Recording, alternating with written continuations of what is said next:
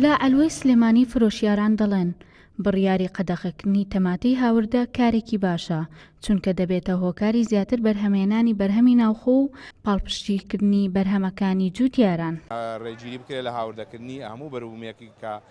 لە فەسڵی پێگانی بەروبوومی ناوخوا ڕێگیری لێ بکرێت بە تاکید وایە ئەو بەروبوومی جوتیارانە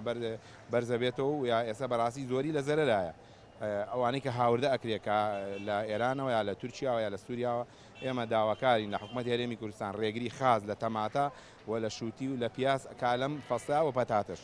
چونکە ئێستا بەروبوومی گەرمێکی بەروبوومیانە و بازاڕیشی زەعیفە ئەگەر بێ هاوردە بکرێت و بۆ خواری و عێراق بڕوە لە مەرزەکانی لای خۆمانەوە لێرە پەنگە خواتەوە و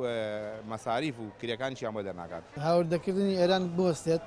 لێرە تەڵەب زیاترە بێ بۆ جنوب بۆ ناوخۆ ئەو کاتە سەری ڕسقی جوتیاری خۆمان بەرزە بێتەوە کە بەرزیش بۆ کاتە جوتیاری سواداکە لەم وەزعەیە زەرەر ناکات لە ڕسقەکە ڕەنجی ساڵێکی بەبا ناچێت وەکوی ئێمە ئاگادار بین لە ئەولۆیە ئەگەر هاوردەشکرێت تەمان بەهۆی تمەنەوەکە نرخی کەمە ئەو کاتە شتەکان سعری کەمتر ئەبێتەوە لە بازاڕە و جوتیاری خۆمان ڕسقەکەی پارە ناکات لە بازاڕی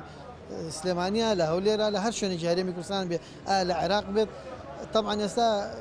تەڵەبی جنوب زیاترە لەسەر ڕسقی خۆمان بەرەمی خۆمان ئەو ئێمە ئاگادار بین تا ڕادەیەک عەرەبەکان ئەچن لە پێنجێنیش ڕسقبارەکەن ئەچنە سەر چەلگەکان لێ ڕسقبارەکەن ئەمە باشترە بۆ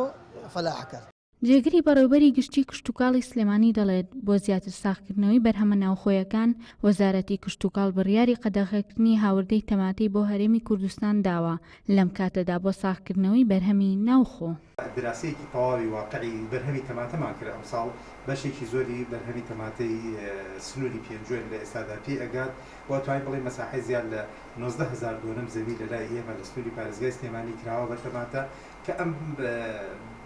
ڕوبەرە زۆرەی کە کراوە بە تەماتە توانین بڵێن زیاد لە 500,000 تۆن تەماتە ئینتاج دەکات و بە تایبەتی سنووری پێنجوێن کە لە ئێستادا نزیکی 9,000 دۆنم کراوە بە تەماتە کە ئەتوانین بڵێن ئەم 9,000 دۆنمە توانای بەرهەمهێنانی زیاد لە 250,000 تۆن تەماتەی هەیە بۆیە بە وەزارەتی کشتتوکاڵ لە 27 هەشتا و جنابی وەزیر بڕیاریدا بە قەدەغەکردنی هاوردەکردنی تەماتە لە دەرەوەی باجەکەشمان هەڵگەن بۆ قەدەغەمان کرد بە هەموو شێوەیەک کە بە یاسایی بە هەموو شێوەیەک لە مەرزەکانەوە ڕێگە پێدراو نیە تەماتە بێتە هەرێمی کوردستان و خۆشبەختانە ئەتوانین بڵێن لەم مەرزەی ئێستادا بەرهەمی ئێمە زۆربەی زۆری بەرهەمەکان بەرهەمی ناوخۆییە و نرخەکانی نرخای گونجاوە و نرخەکانی لە هەم لە بەرژەوەندی جوتیارانە و لە بەرژەوەندی هاوڵاتیانە و لەگەڵ ئەوەشدا توانیمانە بازاڕی خوار و ناوەڕاستی عێراق بازاڕ بدۆزینەوە بۆ بەرهەمەکانی ناوخۆ. ساڵانە بۆ پاڵپشتیکردنی کەرتی کشتتوکاڵ و جوتیاران و ساختکردنەوەی بەرهەمە ناوخۆیەکان وەزارەتی کشتتوکاڵی هەرێمی کوردستان بڕیاری قەدەغەکردنی هاوردەی ژمارەیەک بەرهەمی دەرەوە دەدات بۆ زیاتر ساختکردنەوەی بەرهەمی ناوخۆیی. هێژین لەتیف، گێلی کوردستان، سلێمانی.